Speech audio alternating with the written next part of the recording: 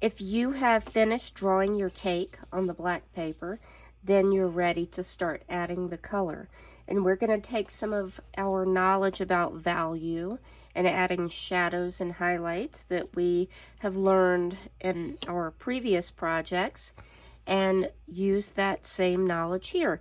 But in order to change the values in our cake, and we're going to remember that value for art, what we're thinking about is the lightness or darkness of a color or an object.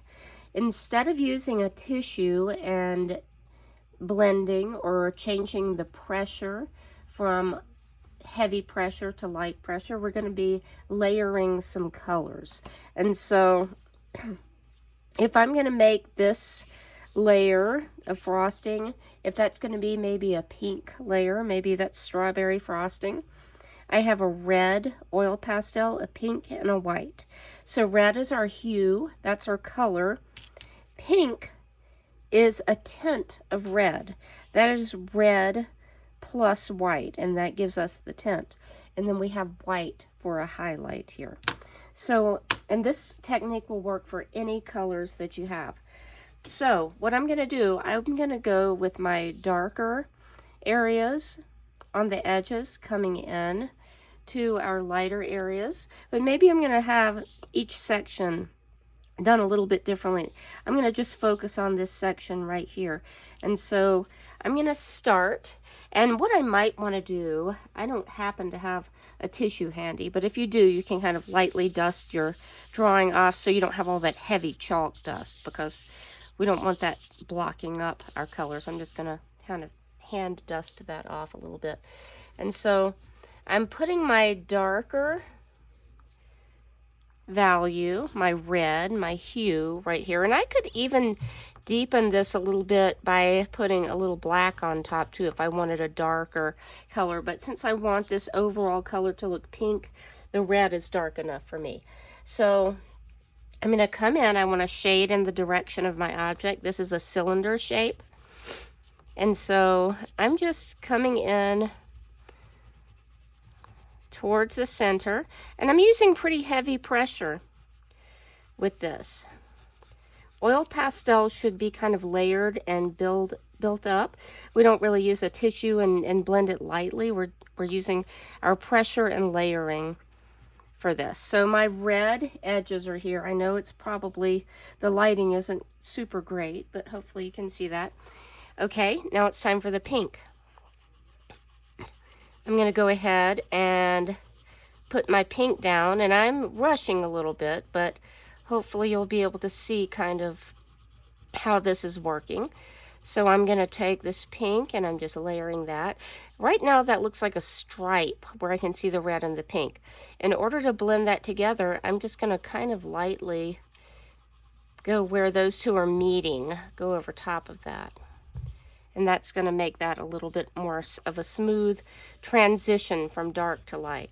So let's do over here. And feel free to turn your paper if your hand is struggling to go in the direction you're trying to color. Then turn your paper a little bit to where it feels more comfortable. So I've got my pink here, and I'm going to again overlap this a little bit to layer that. And I've got room for my highlight here. So I'm just going to actually let this go in a little bit, and I am using light pressure here.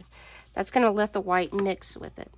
So then I'm going to take the white, and I'm just filling in that space in between them. So you can see how this is working, and again, I can go over where these two are meeting to make that transition a little bit more smooth. And that's going to give the appearance that there's a highlight on this. I would do the same thing over here. This is part of the same cake. We just have the piece taken out. And so I would probably go ahead and just do my red on the edges and do this a little bit smaller. Or I could go with a little bit of a different way over here, just a red and pink. Since I do have a big highlight here, maybe I would just have my red and pink over here, maybe red transitioning to pink. So that could work something like my rose. Remember, I kind of took that off yesterday, showing you how to erase if you were with me in class. And so if I wanted this to be on top of my cake here, I can do the same techniques with a darker and lighter version of the same color with tints and shades. A shade is your color plus black. Remember, we just talked about our tint being a color plus white. But that way I don't lose my details if I outline with a darker color. Same thing with that flower. Let's grab a couple of greens here, or with the leaf I meant to say.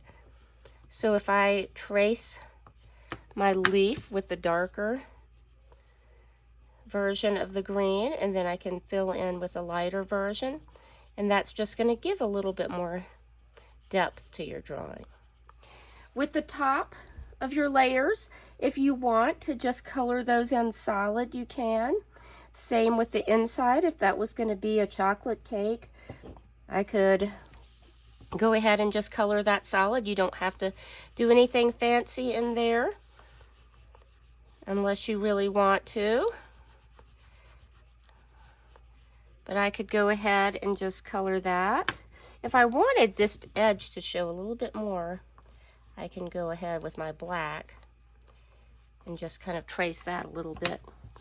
And then maybe this inner layer of frosting is just plain white frosting, so I could do that.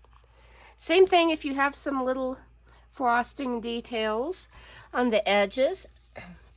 I'm just going to show you with this white here. I'm just kind of doing kind of a, almost kind of like a scribble kind of line here.